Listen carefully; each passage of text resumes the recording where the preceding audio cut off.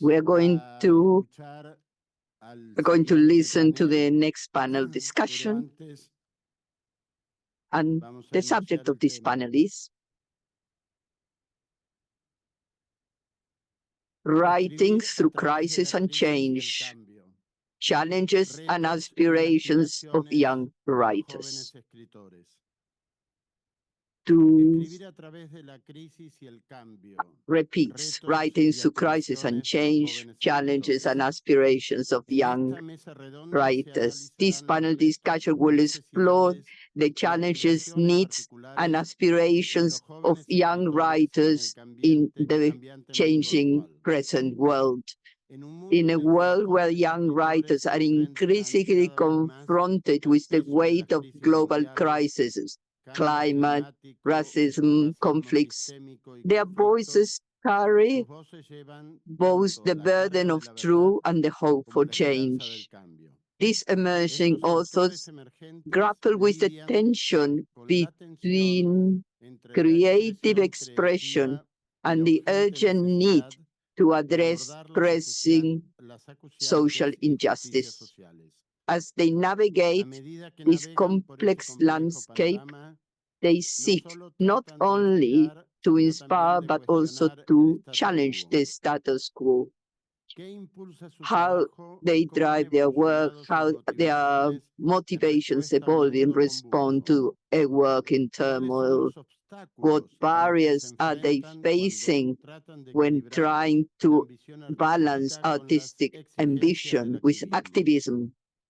How do they ensure that their work is relevant, contributing constructively to the dialogue when the narrative is divided? This event offers a deep dive into the role of the young writers in driving social change, raising awareness, and engaging readers in critical discussions about contemporary issues. I invite now the panelists to take Ammal Ahmed Mohammed is our moderator, and the panelists A.Haj, Renaud, Dossavi,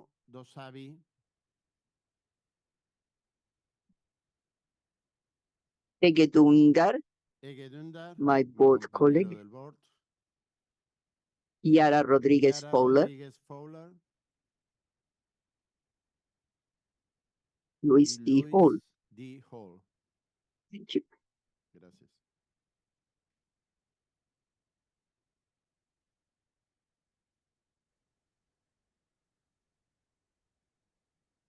Thank you so much. Can you hear me?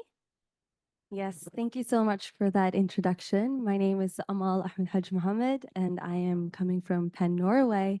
And together with me, I have this incredible panel, and we will together explore the different aspirations, challenges, and also ideas and experiences, not to mention experiences of being a writer, but also acknowledging that the world is in crisis, if we can say it like that, and how we in different ways, or you in different ways, have approached that. So with no further ado, I think it's only right to give proper introductions. So with me, I have Renaud Dossavi, Togolese writer, economic journalist, poet, and novelist. He's the recipient of many awards, including the France Togo Literary Prize in 2018 for his first poetry collection, Chants de Sable. Did I say that right? Chants de Sable. Thank you. Songs of Sand. And in the same year, he also won the first prize in the Africa of My Dreams Young Writers Persons contest held by the African Development Bank. I can also dare to say, I think you're one of the youngest general secretaries of a Penn Center, and that is Penn Togo. Indeed, indeed. And then we have with us A.Haj, Dundar. I think a person that many of you already know because he was a clear and also a young voice in the Penn family. He has been working at Penn International, supporting writers at risk, more specifically also with youth engagement. He organized local and international campaigns with Penn centers worldwide, founding the network IKEAS early spring to amplify young voices under 35 and creative witnesses. A solidarity series organizing artists to support those unjustly prosecuted.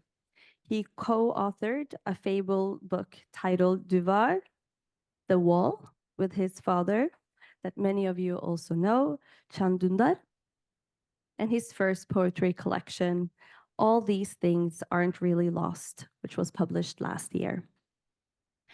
And next to A.Haj, we have Yara Rodriguez Fowler. She's a British novelist of Brazilian origin, an activist, I must add, an activist, with an extensive list of recognitions for her writing. So I'm going to mention a few.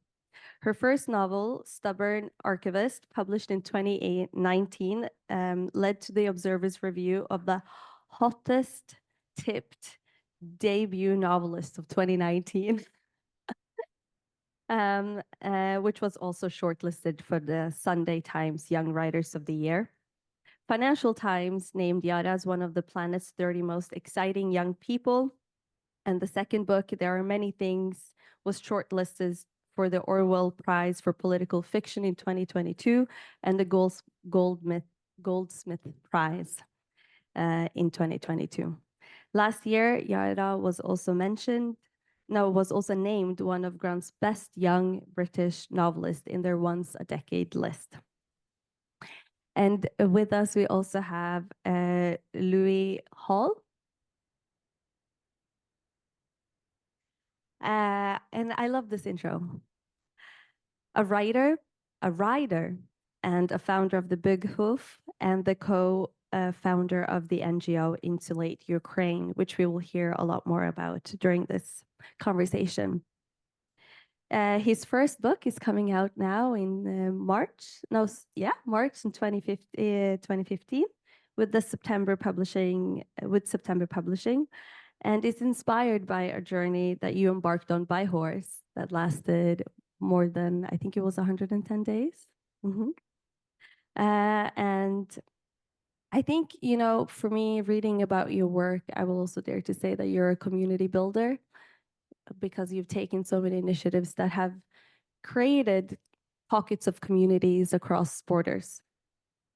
And we will also talk about that and a project named Home. That's our panelist.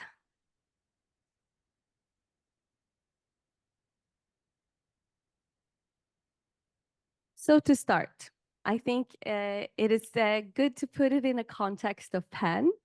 So I would love to hear the reflections of you, A.Haj, and you, Renaud, on the fact that there is a motion that is being voted for right now, which is the fifth committee, the Young Writers Committee, and which was mentioned a few days ago. I think it's over 33 years since a committee was established, or since last time a committee was established in the Penn organization.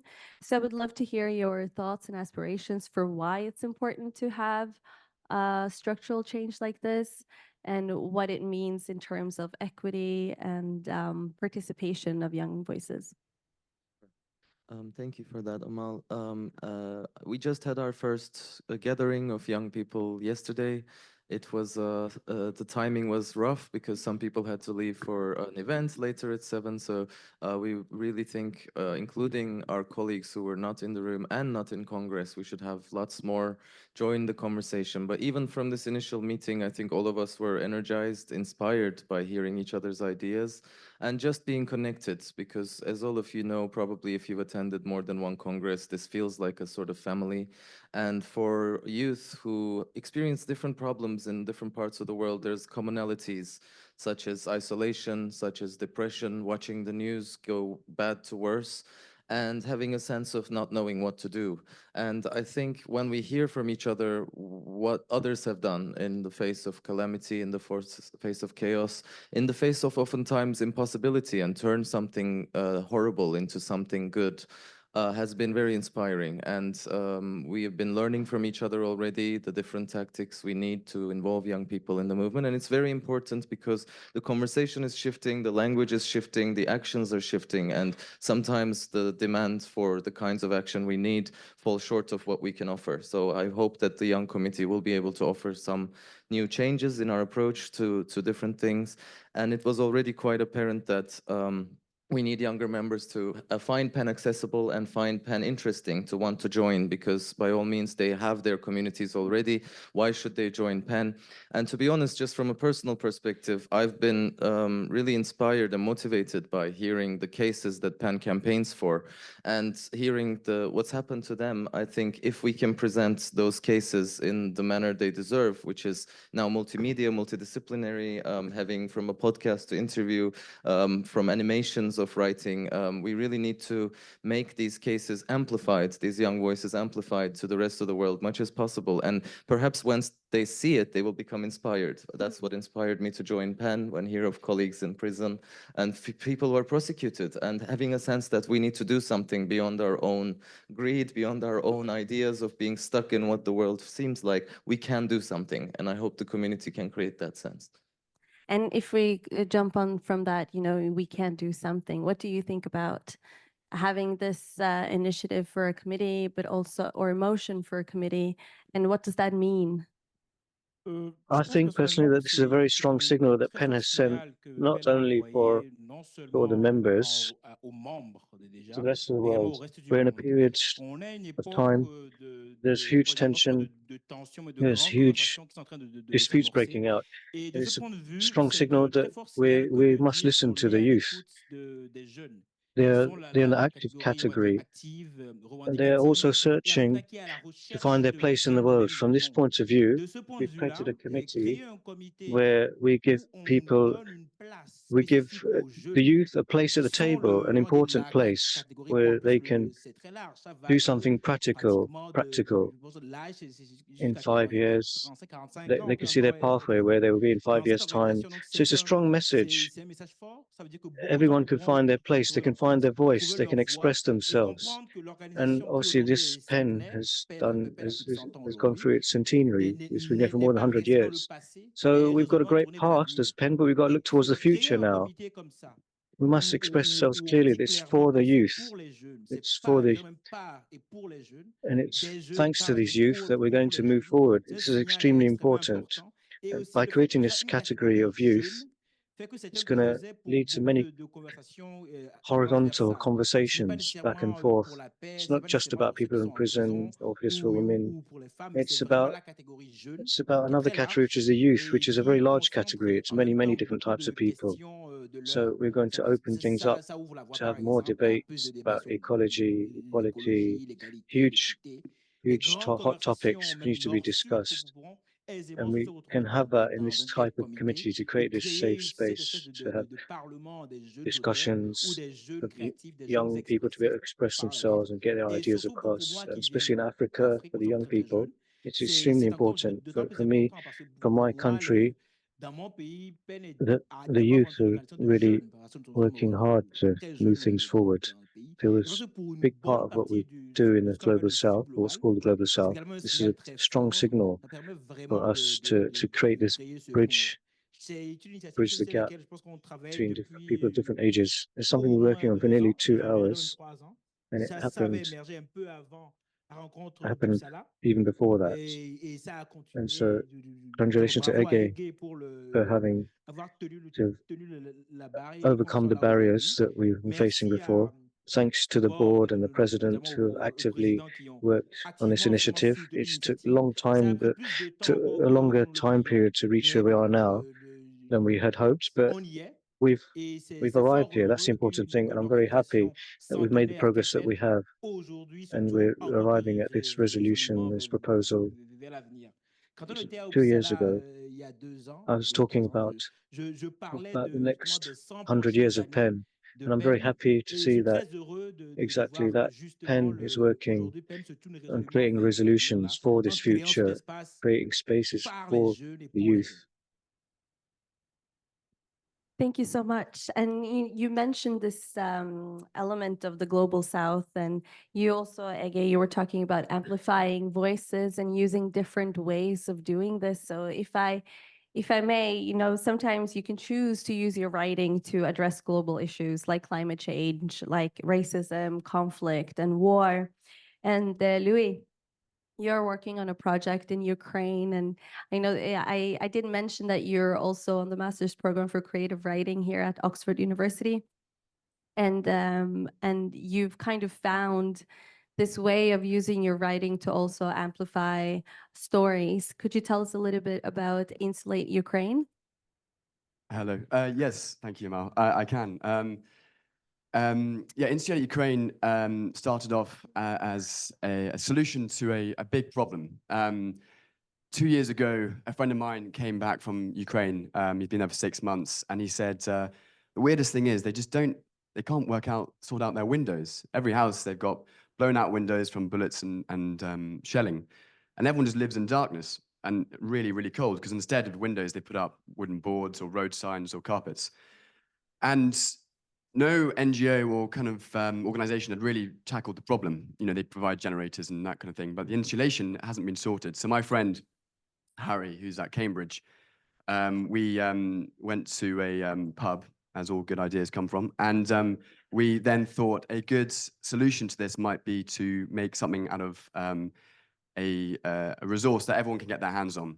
So we thought of plastic. And he went away to Cambridge with his friends, and he came back a week later and said, I've got an idea, and I think I might be able to solve this issue. So he called me up, and he said, would you like to come with me to Ukraine, and we'll put this window in and see if it works.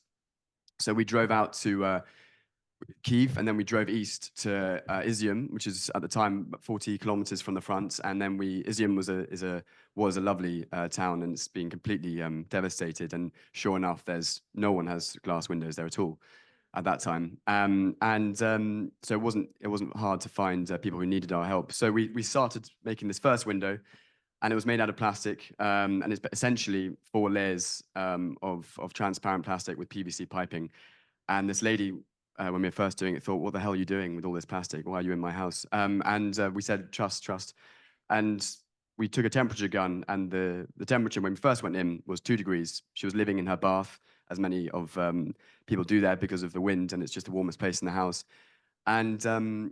And then we came out the next day, and the temperature was 17 degrees. And more importantly, she had warmth, but also natural light, which obviously is hope, basically, as you can imagine, in a world of darkness.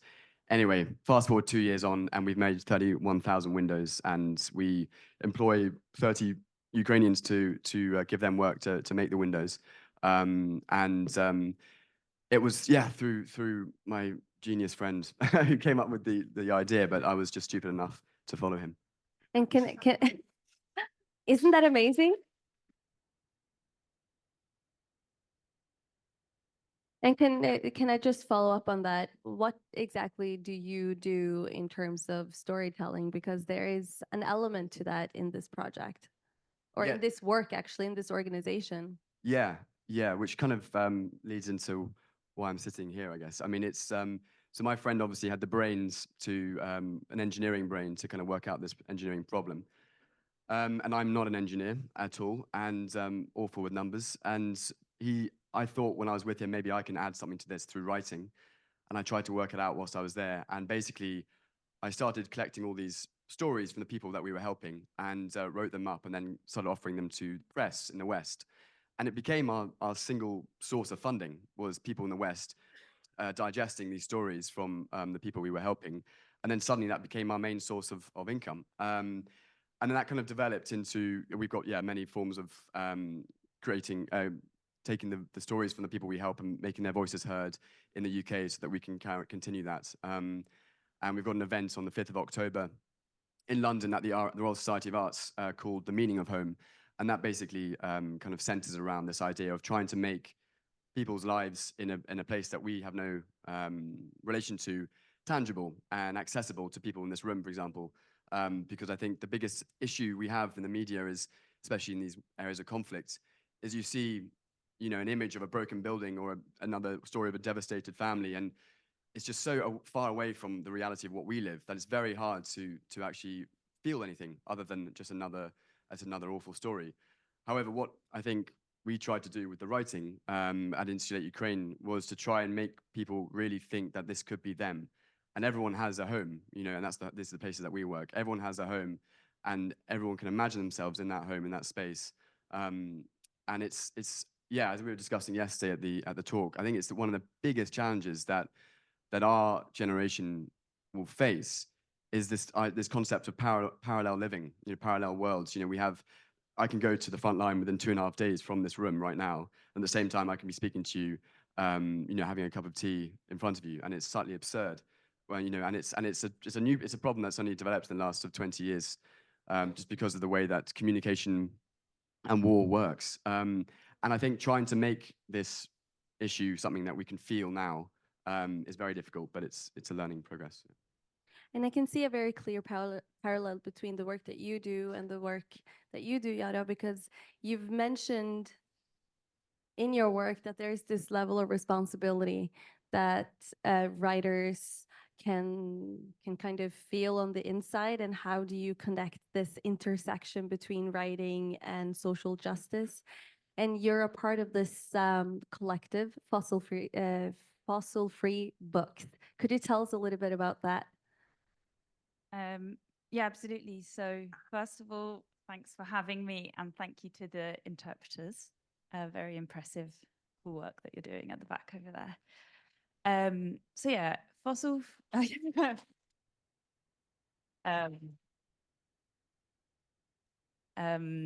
Fossil Free Books is a collective of mostly writers, but all of us are workers in the books industry. So we've got some editors, we've got some brilliant booksellers, we've got people that run festivals, anyone whose labor contributes to making and selling books is welcome.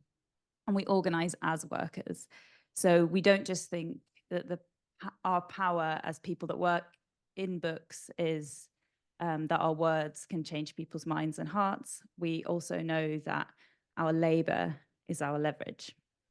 So in that sense, we're not doing anything that new. We're just learning from the many workers' movements that have come before us.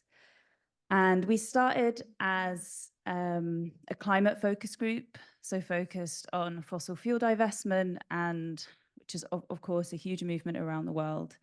And then following the genocide in Gaza, we started looking at divestment from companies like on the UN database for human rights violations in the West Bank, but arms companies as well. So we're basically part of the global BDS movement. And we did two things, and they're quite interesting to me, how they relate to the publishing industry and how we're kind of viewed as writers. So one of the things that we did was bring 2 motions to the Society of Authors, which is the writers' trade union. So the first motion was about divestment from fossil fuels, and this passed with a huge majority. Everyone at the Society of Authors, including the elected board members, were very enthusiastic about calling for divestment from fossil fuels. The second motion was a motion in solidarity with writers in Gaza. This motion was very controversial, and the board took the unprecedented steps, it had never ever done this before, of putting a preface to the motion saying, do not vote for this motion. And this had never happened before at our union. And the reason they gave was that as a union, it was not their role to comment on general political issues. And this is really interesting for 2 reasons. One, well, what is a union for then? If not to do political stuff on behalf of its members, but also isn't climate change political? Isn't divestment from fossil fuels political? So the second motion was narrowly defeated. So that was the first thing that we did. And the second thing we did was call for Baillie Gifford, which is an asset manager that sponsored 11 festivals in the UK. So it had a sort of a dominant position, I suppose, as a funder of festivals and culture in the UK to divest from fossil fuels and from these companies that are active in the West Bank and companies like Amazon and Meta that were providing AI services to Israel that were used in the bombing and still are being used in the bombing of Gaza. And this was also very controversial, and there was a huge backlash. And we were not called writers, we were called book burners, we were called anonymous. Festivals that had relationships with us and as individuals for sort of 10 years called us anonymous, coercive, and so on. So that was really interesting to see that doublespeak, where one day we're writers who are invited and programmed because of our views on politics and because of the way that we interpret the world. And in particular, because of our diversity, you know, we're slapped on the front of programs, they use our faces, our names, because we are connected to the global south. A lot of us are people of color. And the next day when we take action, because it's our family members whose homes are being flooded, it's our family members who are being bombed, then we were no longer acceptable in these literary spaces. So that was a very interesting experience to see that flip. And what it brought home to me was, how do we as writers in the global north specifically navigate the fact that sometimes our identities and our diversity is useful, it's marketable, it's positive, and it's interesting, and at what point is it no longer tolerable? And the answer I came to was, we are our strongest and we can take the most bold action in solidarity with the global south when we are our most united and strong as workers, when our workers' rights are protected, or we're not scared of losing work because of speaking out and because of peaceful political speech. So, yeah. Can I follow up on that? Yeah. And also, I'm letting everyone know that there is going to be put up a little bit of time for comments, questions from you in the audience as well. You know, you were talking about backlash, and I can't help but ask about the level of, or the presence of fear when you're a young aspiring writer and you really want to, you know, be seen and be heard, and then you have that element of maybe fear. Am I right? How do you push through that? Yeah, I mean, it was difficult. So I would say that our group is very diverse. So there are older people, younger people, very established writers who have sort of been nominated for the biggest prizes in the world, people who haven't yet been published, people who are booksellers, you know, barely making the living wage. So it's a real range.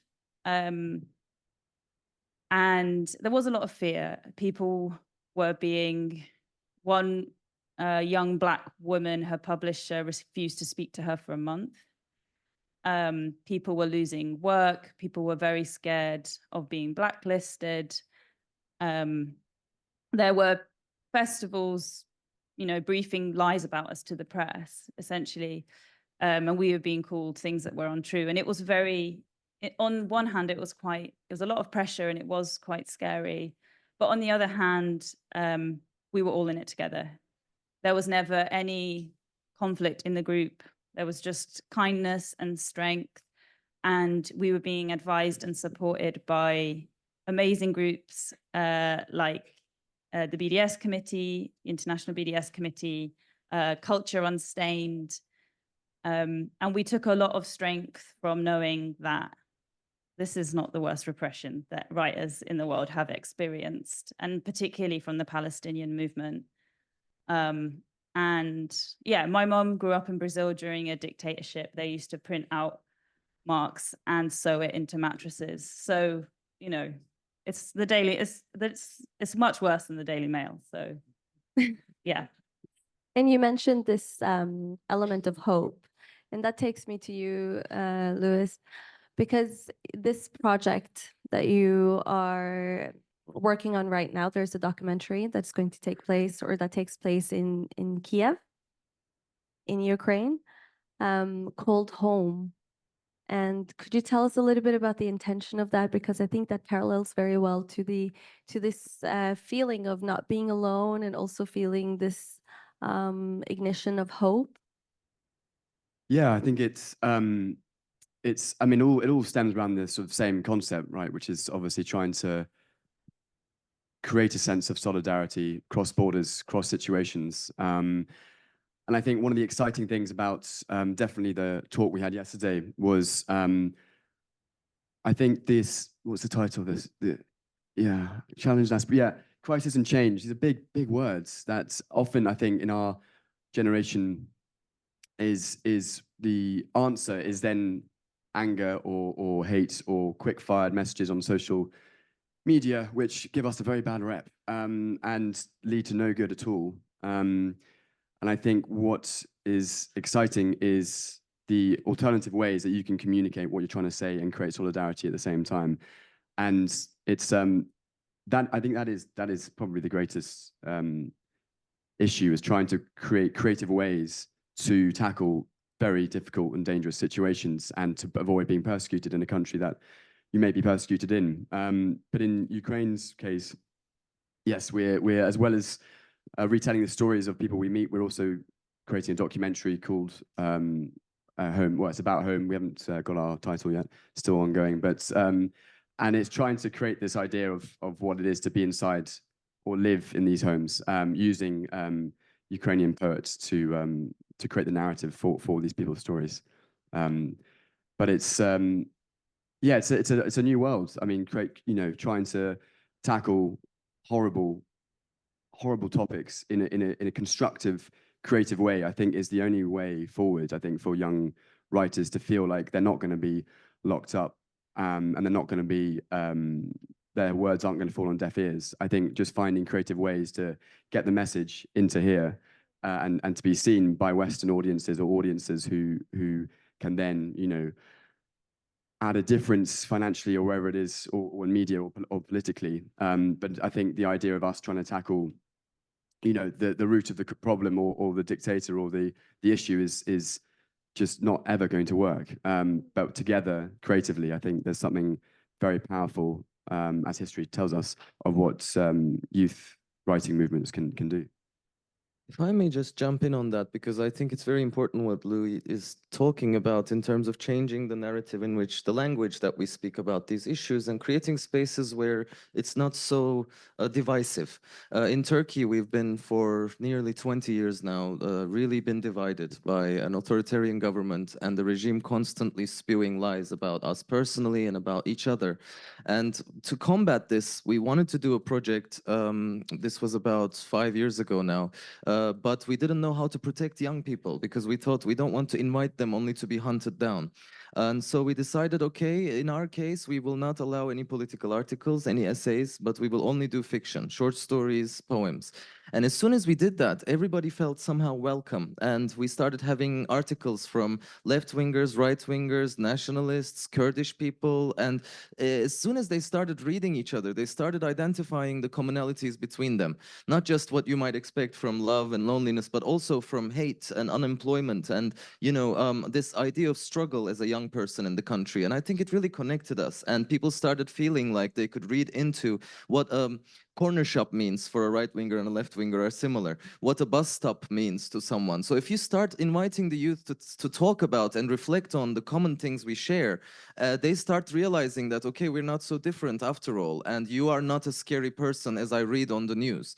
I think about 80% of Turkish media now is government owned. So if you're reading that stuff, if you're digesting that every day, you start getting a notion that these people, I cannot sit on the same table. And if you ask me how many Erdogan supporter friends I have, probably not many. But thanks to İlkyaz, I started understanding where they're coming from. And so if we can achieve that somehow globally, I think there will be a sense that oh yes, it's true that we are all being divided. Oh yes, actually what's rational isn't what I'm being sold, it's what I'm being told by my brother and sister who are going through some issues themselves. So it does humanize the issue, what he's talking about. And I think we need to do a lot more of that as young people, because we often think as writers, perhaps in the West, that you have to tell your story and it has to be different than everybody else's. Look at how different I am. But I think we have to go opposite way. We have to kind of say, look at how similar I am and look at how I can use my voice for others' stories who maybe are inspiring, who maybe are needing some amplification to galvanize us to get together.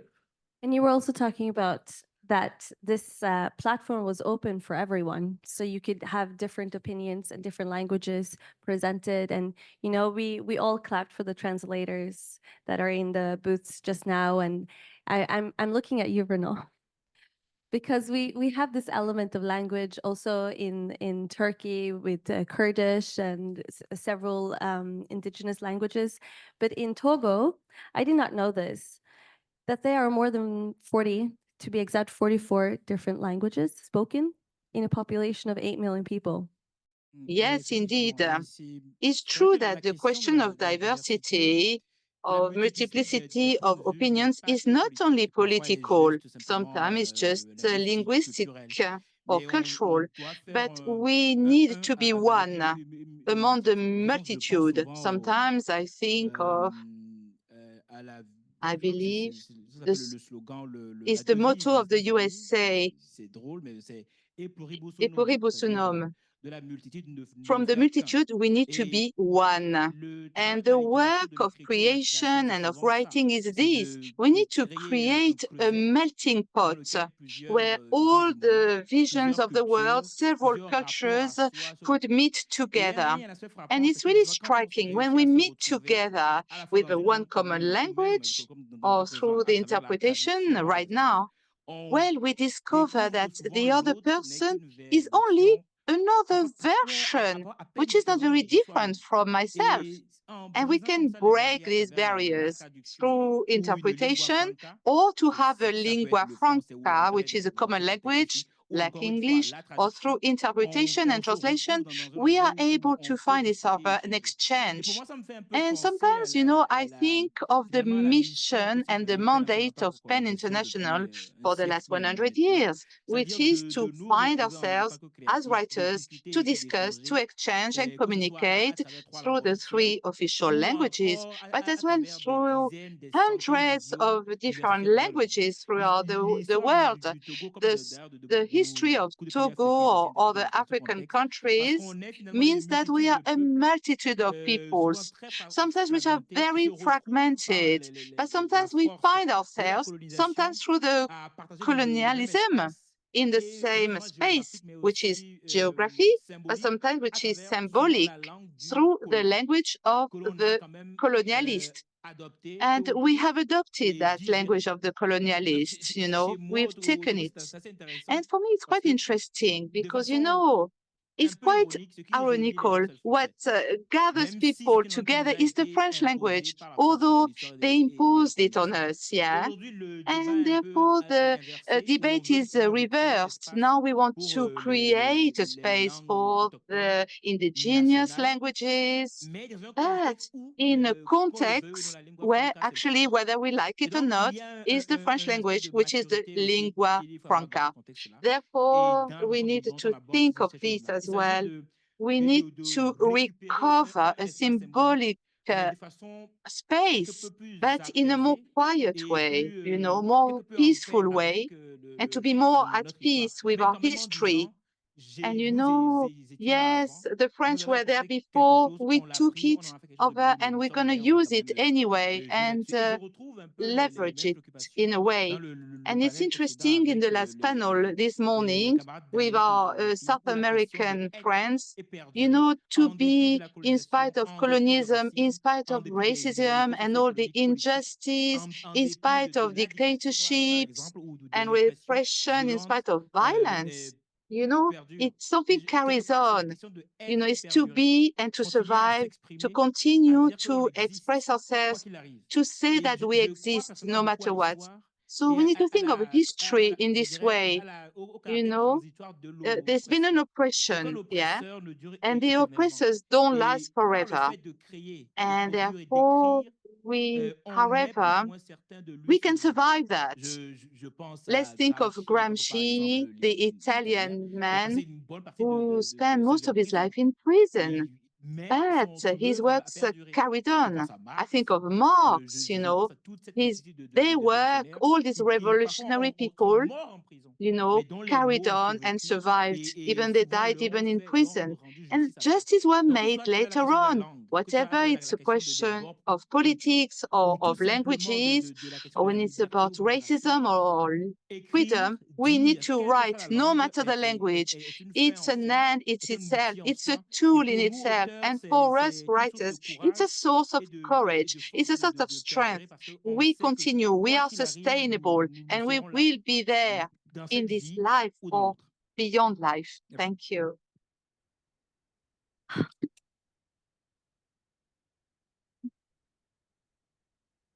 And I think I am feeling inspired just sitting here listening. And there's this element of finding ways of peaceful storytelling, and also, showing that there is a part of history that isn't always good, but that doesn't mean that we don't need to collectively look forward, look into the future. And you, in your poetry, I found it quite interesting that you have a poetry collection where you've written poems in French, but the titles are in what language and why?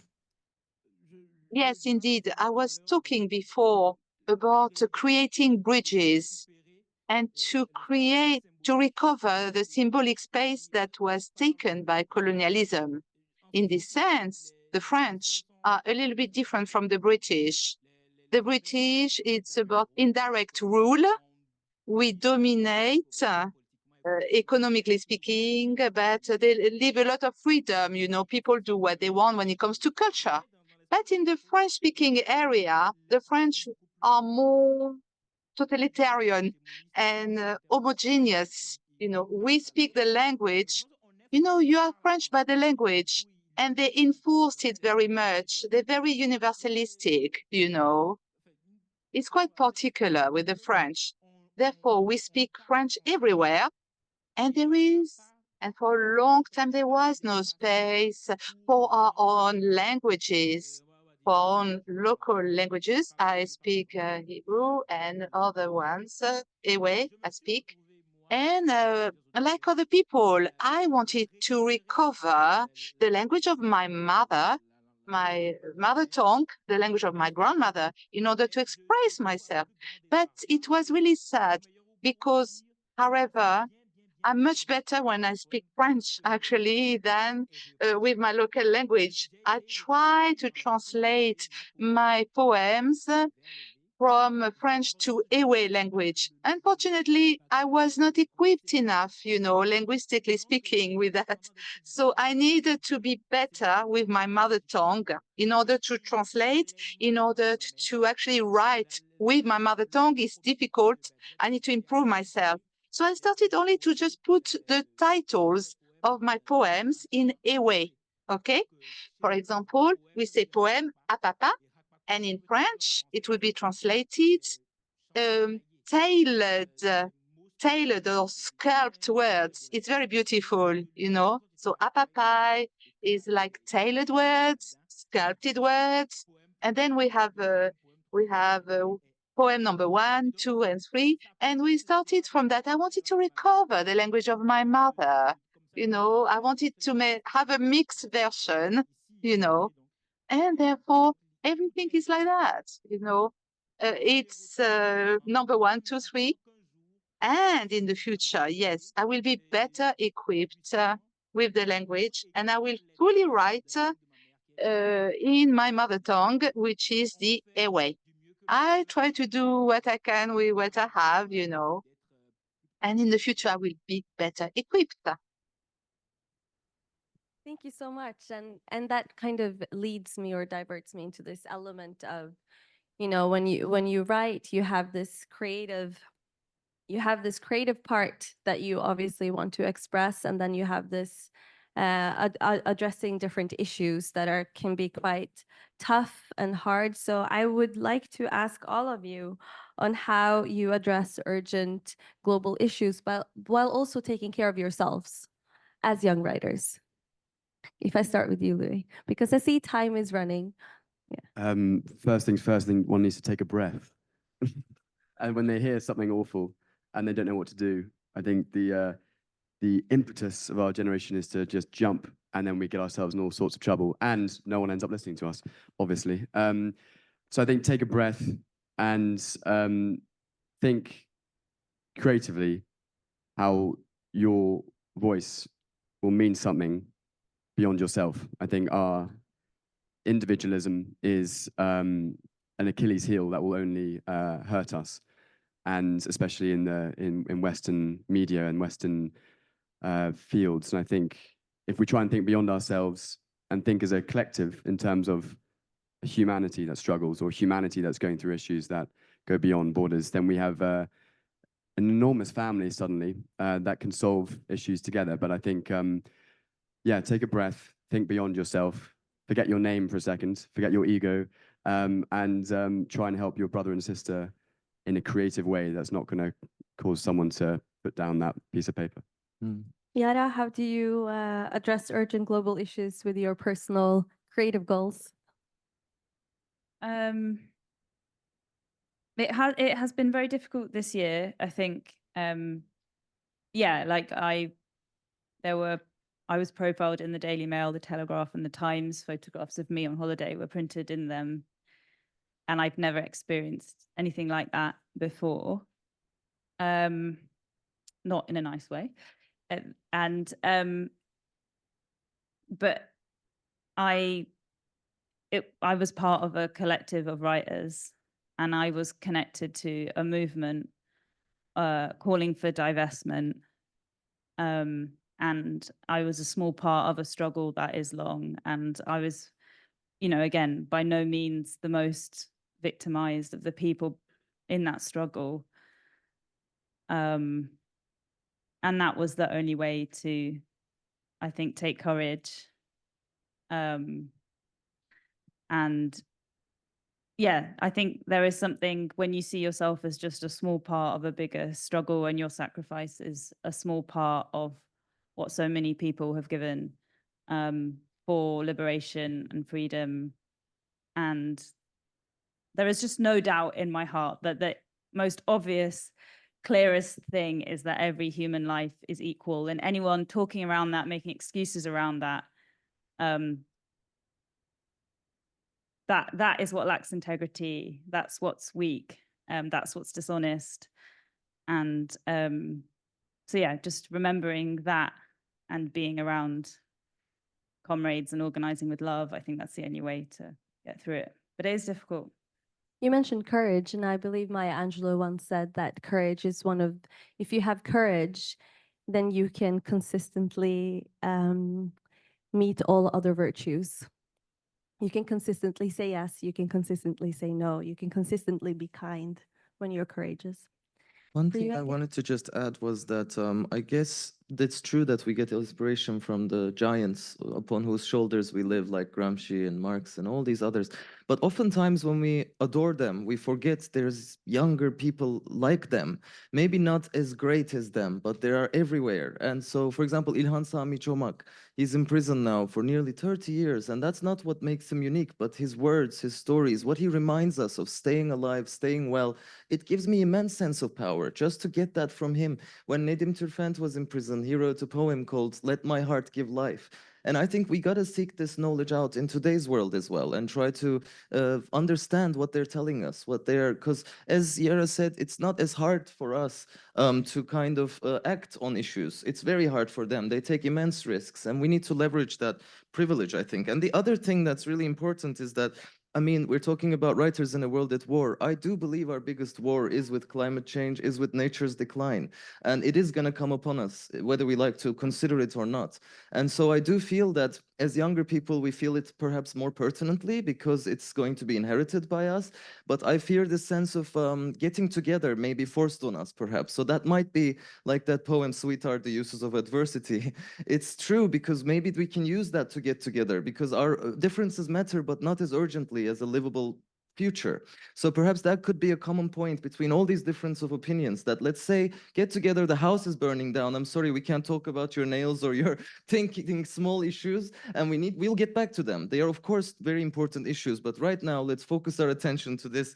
And just about this, I want to mention a study in Turkey that was done in the 90s. Very interesting story about how the previous generation viewed their own fate with that of the world. And it was almost synonymous, where people were asked, how do you see your own future and how do you see the world's? And it was parallel. Whereas they asked the recent generations in the 90s, and they did the study, again, in I think 2010. One was done in the 90s, which it was synonymous. And 2010, they got the response that people were saying, I will be fine, I don't know about the world. And so this individualism has really taken hold in people, that, you know, they feel that there's a disconnect between their fate and the world. So if we can reconnect that, breach through that individualism that Louise was criticizing, I think that will help us to reconcile our fate with that of the world. Thank you. And you? Alors, I think that one of the definitions, fundamental definitions, I can categorize this of the youth is when we believe that everything is possible. As young people, we believe that everything is possible. We can conquer, we can achieve our targets. It's a source of hope, because this means that we are heavily motivated to act.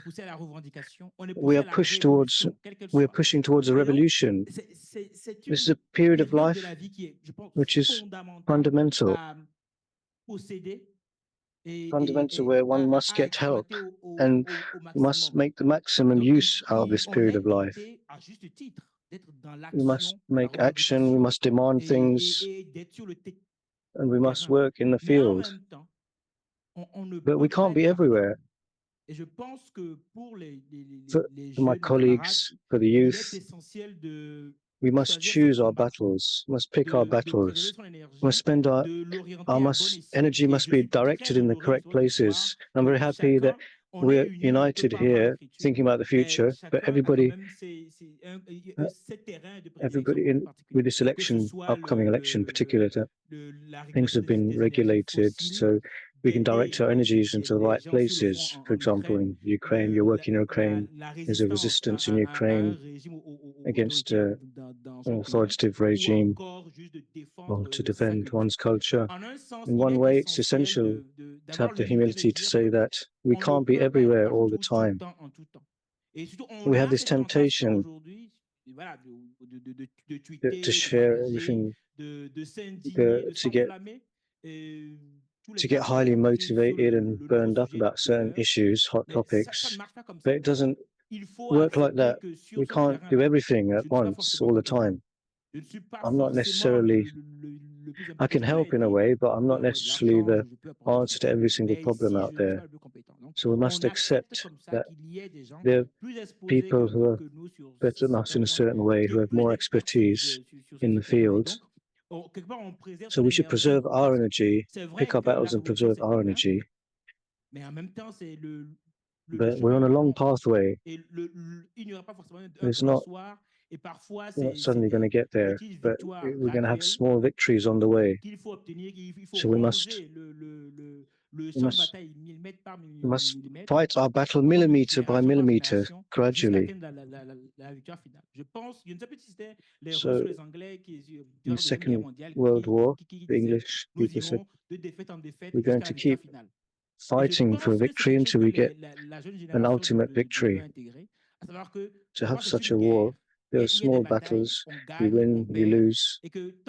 But as long as we're alive, we still continue. But first you must be alive, you must have energy. And we must preserve our energy and use it in the right way.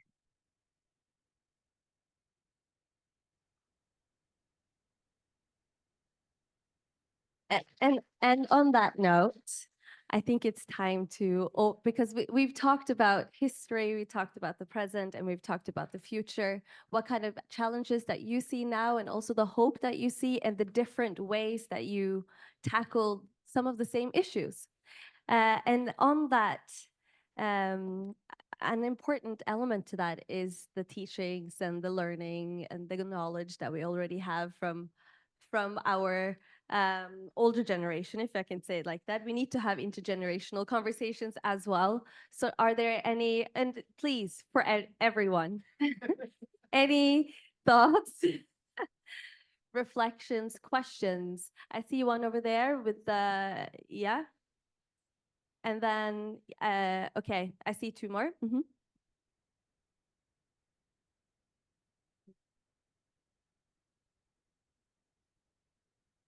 Hello. Oh, yeah. I have a question for Yara. Yeah. And it's about carbon neutral book festivals. So Massive Attack, the band, had a carbon neutral festival in Bristol for music about a month ago. So what would you and your group's sort of attitude be towards traveling on a book tour? Could you do slow travel, and would you like to see carbon neutral book festivals? Caroline Stockford, Penn, Norway. So we haven't got a position on carbon neutral events. I think we would say great. And also that travel where it can be done, not via flying, is good.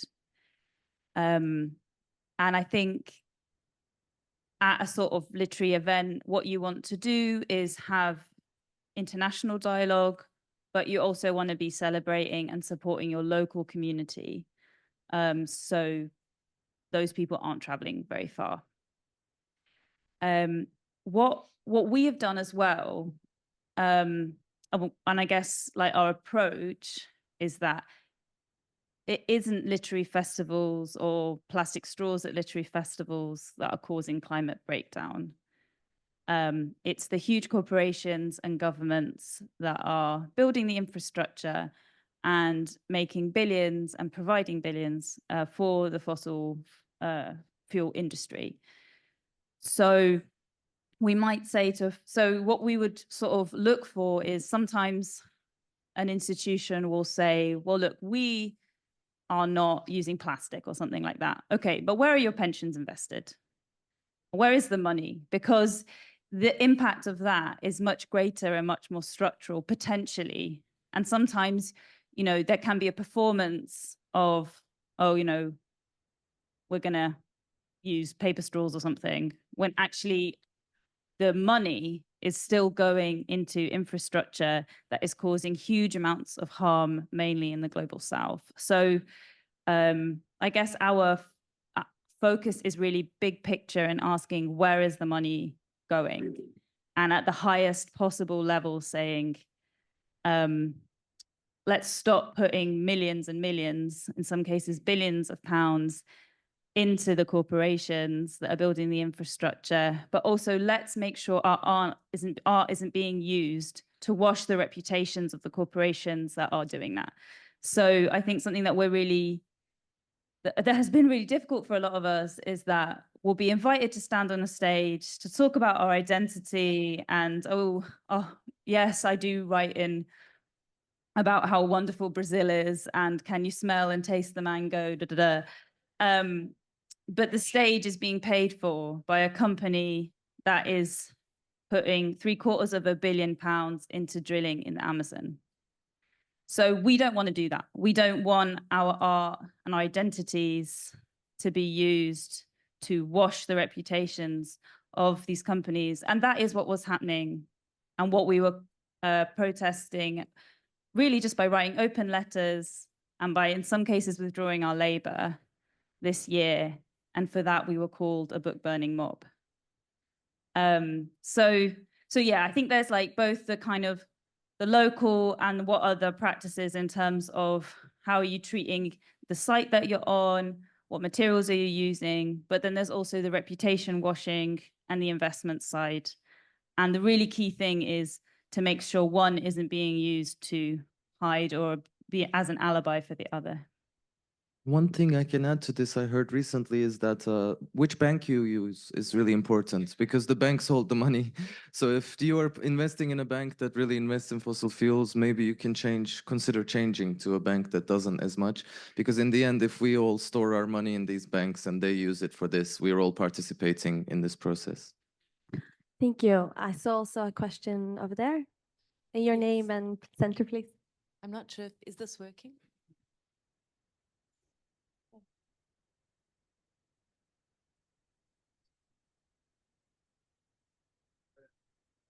Can you? Okay.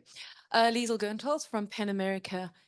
I was very moved by the theme that emerged about how much you all seek sort of to find the common spaces and the commonalities. But I wondered, and I'm not addressing this to any of you, so whoever wants to jump in should.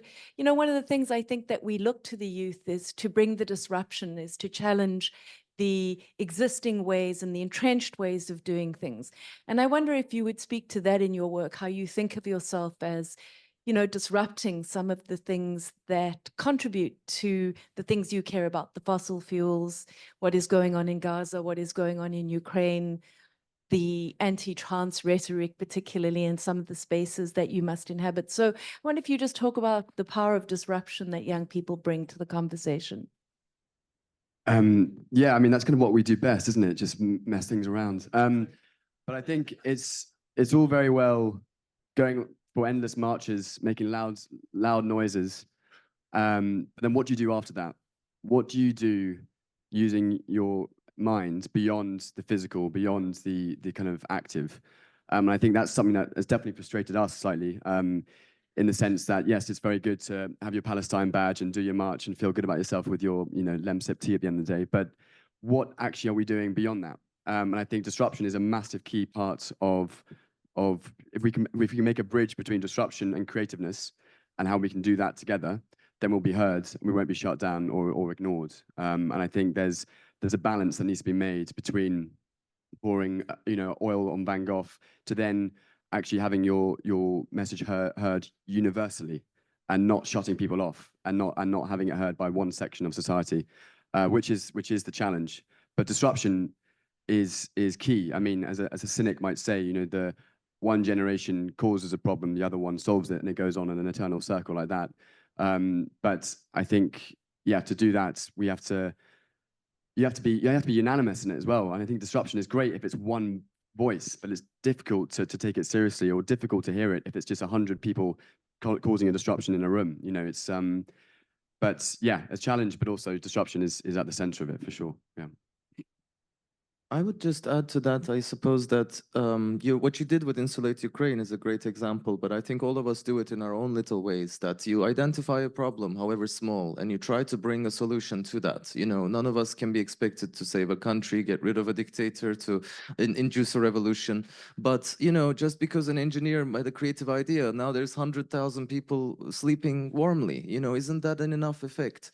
And, you know, can't we start thinking a bit more this way that is constructive, not just anger and, you know, shouting and sort of, you know, let's get smarter, let's get more creative. I know that we didn't do too much in Turkey with İlkiyaz, but I was happy to find 300 young people who are now wanting to be part of a new publishing circle. And, you know, we will move from there.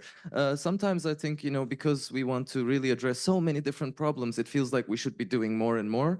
But ultimately, it's also about doing, you know, something that amounts to more from your own expertise, whatever that is.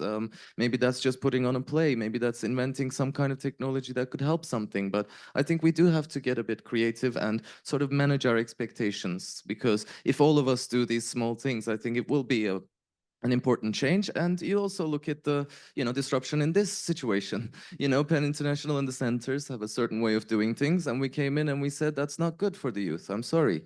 And we sort of disrupted that a little bit, and hopefully that disruption will have ripple echoes, because some centers wouldn't welcome younger members, and we have to kind of demand and act. So that was something we could have done in this context, but I'm sure in other contexts there's ways we can push to open doors that were closed before. Il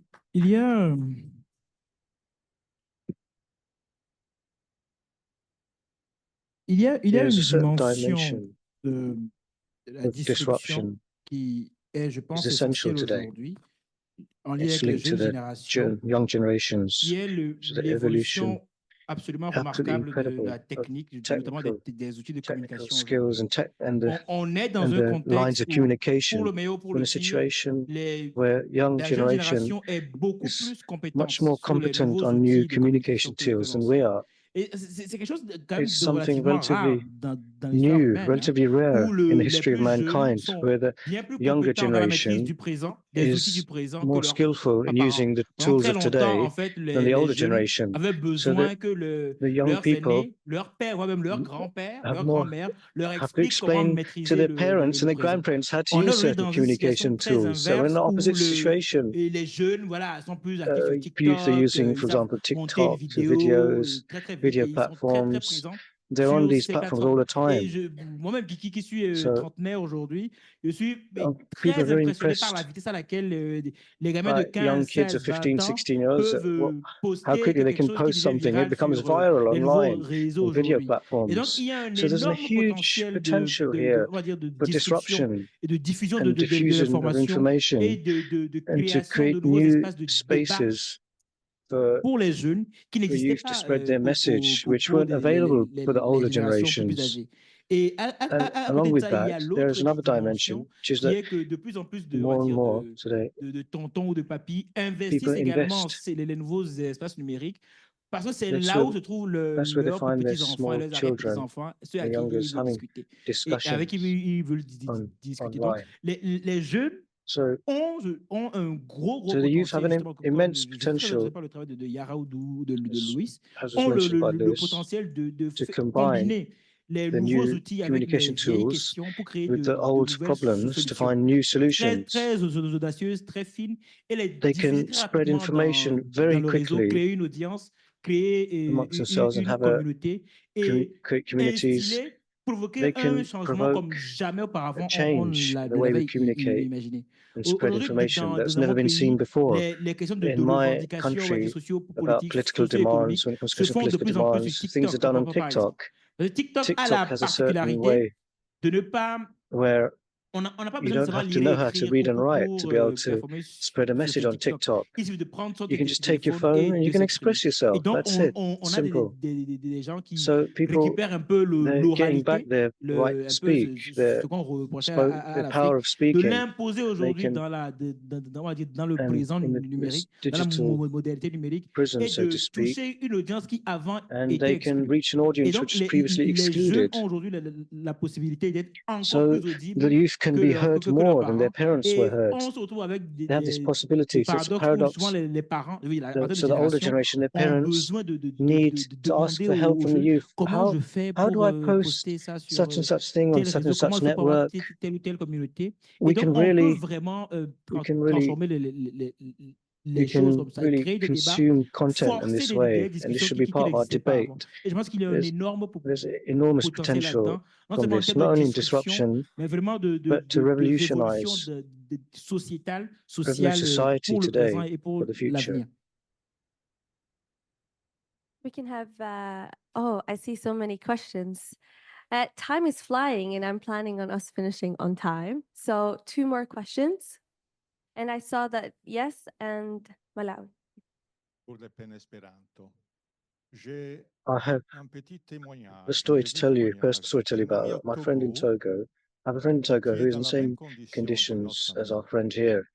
That means C'est-à-dire, je I lui ai asked him, demandé, mais why pourquoi you tu n'as don't, pas why didn't you try essayé to d'écrire en write, Ewe ou bien en why didn't you français? try to write in Airway or Il m'a French? répondu, tu Anywhere. vois, nous We vivons live, dans une diglossie.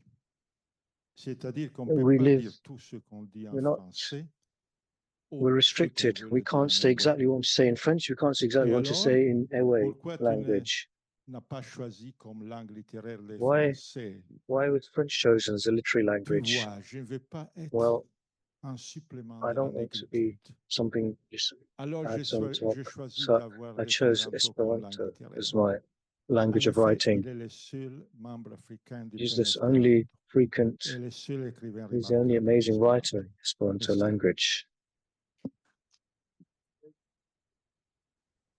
Thank you. And I saw your question there, and that's the last question.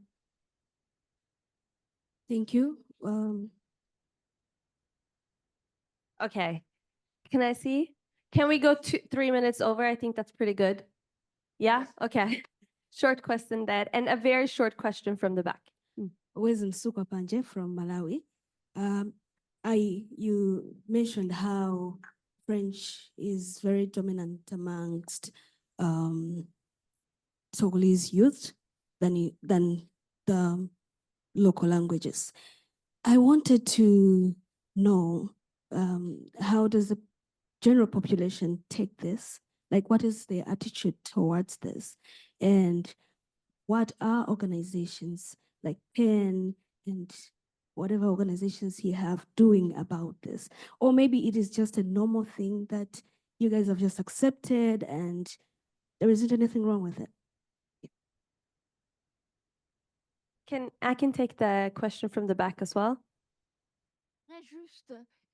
I wanted to remind that any technological invention will bring a revolution. We had Gutenberg, we saw what happened.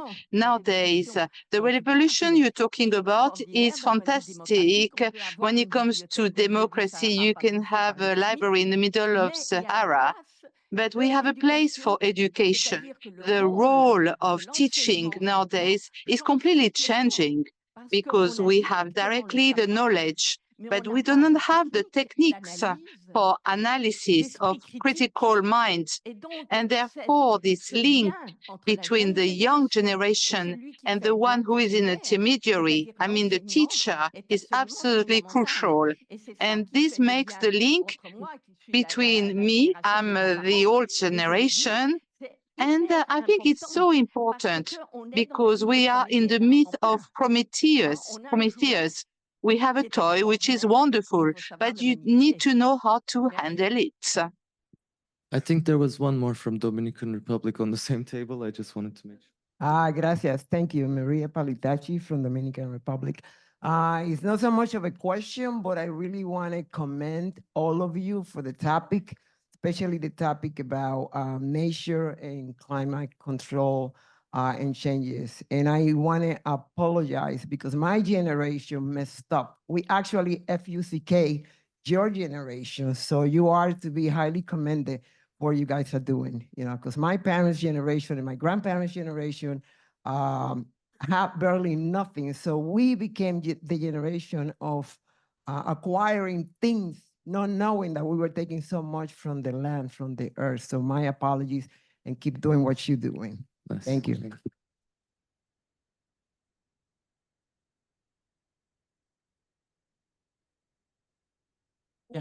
Short response.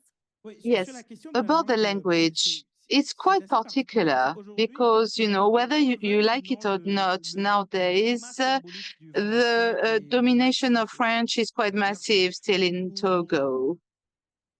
I would say 80% of the population in Togo, you know, the language for education and culture is French.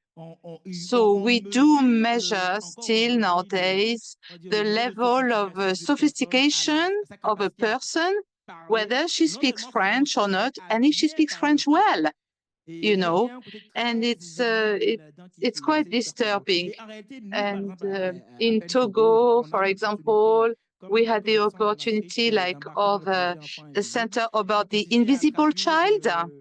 It's about the fairy tale, and to translate it into Ewe, the Swedish fairy tale. And it was really hard to explain to the teachers how important it is, because these teachers are open to have sessions where we talk about books, but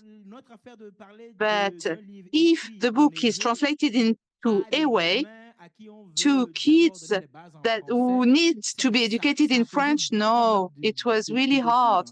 It put a lot of challenges forward, and it's really hard for us because we want to explain to the teachers why it's important for the kids to read in their mother tongue, in Ewe. So, but they want the French to still be very dominant. And these are challenges for us, you know. This is the context we are in it. But however, more and more people are trying to do a pushback against that pressure, you know, and more people more freely talk Ewe at school. But you know, 10 years ago, when you used to speak Ewe in the schoolyard, you would be punished, you know, or you would be warned. Well, we need to receive a plastic bag on your head or something that will really smell, and you would be put in the schoolyard and you would be pointed at. It was awful. But now we are more free, you know. There is more cohabitation with the local language. We need to see how it's going to evolve with future, and it's really good to talk about it. We need to have a real freedom, even with our minority language.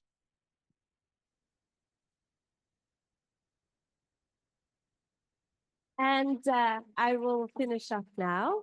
Thank you so much. Time has flown, but everyone in the panel is going to be here for a while longer. And I would like to finish by reading something that was written by you, Yara, and one of your colleagues, which I think summarizes this conversation that we've had in this room.